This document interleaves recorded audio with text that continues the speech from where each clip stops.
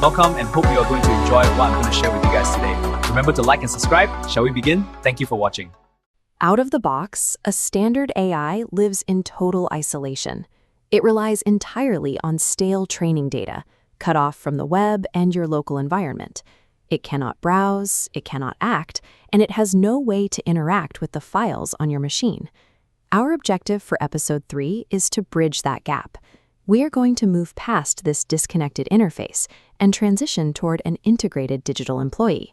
The mechanism for this change is called a skill. Consider the way you use a smartphone. The hardware provides the basic framework, but you install apps to grant it specific new abilities. Skills apply that same modular logic to your OpenClaw agent. Look at the lower half. An agent without skills is limited to simple conversation. On the right, by installing a versioned bundle of files anchored by a file called Skill.md, you provide the code required to manage files and automate your specific workflow. To find these capabilities, we use ClawHub. This registry acts as the NPM for AI, currently hosting over 13,000 community-built skills that range from professional development tools to smart home controls. Finding a tool is handled through vector search, using semantic embeddings to map your intent. Search for Summarize Docs, and the registry identifies relevant tools based on meaning, even if exact code names differ. The blue Commands panel shows the installation path. After setting up the global CLI, you pull these capabilities into your workspace by running ClawHub install, followed by the specific skill slug. OpenClaw is designed to be frictionless. It automatically scans your skills folder and detects new capabilities on your next session without requiring a manual restart. This starter kit identifies 4 vital installations. Web browsing lets the model navigate live pages and extract content. Search allows querying the open web for cited results. Integrating messaging, like Telegram, enables remote commands. Finally, file storage provides local access, unlocking document analysis. These 4 skills enable the agent to chain tasks together. Use search to find an article, use browsing to read it, file storage to save a summary, and messaging to text the link.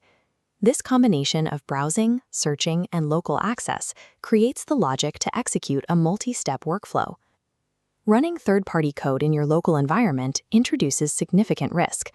In February 2026, the ClawHavoc incident demonstrated the consequences of a compromised registry. The left red panel details the incident. Over 1,100 malicious skills uploaded to ClawHub. They appeared professional, but hid credential stealers and reverse shells. To secure your environment, follow the green vetting checklist. Read the Skill.md source code, check for a benign virus total badge, and verify the publisher is a known organization. In an open source ecosystem, the user is the final firewall. All third-party capabilities must be treated as untrusted code until you have personally verified the source. Building your own skills provides the highest level of security. As shown in the orange panel, writing your own code ensures you maintain 100% control over the agent's actions, eliminating the risk of hidden malicious scripts. The development process is straightforward. You define your Skill.md, add minimal dependencies, submit a pull request on GitHub, which triggers an automated security scan. Once you have defined what the agent can do, you need to address its behavior. This is handled by a file called soul.md. This comparison shows the relationship between the two.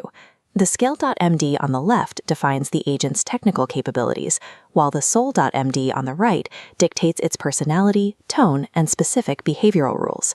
Today's checklist summarizes the transition. By using versioned bundles from a public registry and applying strict vetting protocols, we have shifted the OpenClaw agent from a basic chat interface to a tool capable of active task execution. With the agent's internal skills and personality now defined, we can move to external integration.